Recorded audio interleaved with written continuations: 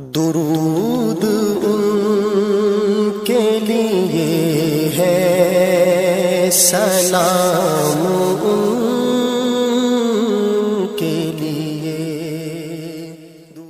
اس لیے اللہ نے اپنا تعارف کروایا، الحمدللہ رب العالمین۔ پہلا سبق یہ دیا ہے کہ میں اللہ ہوں، ساری تعریفوں کا مالک، ساری خوبیوں کا مالک۔ ذات کو صفات سے جانا جاتا ہے، ہمیشہ ذات کے ساتھ کچھ صفات ہوتی ہیں، تو اس کے ساتھ اس کا تعارف ہوتا ہے۔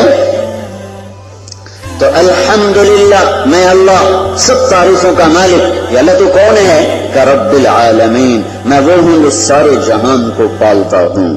اور اسی پر جا کر قرآن کو ختم کیا، قل اعوذ برب الناس۔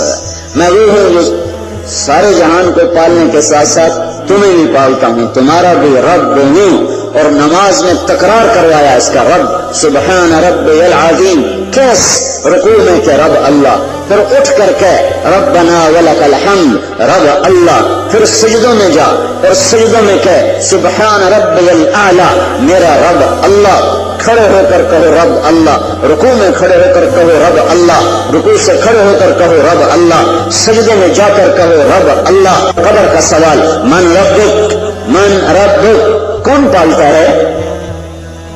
کون پالنے والا ہے؟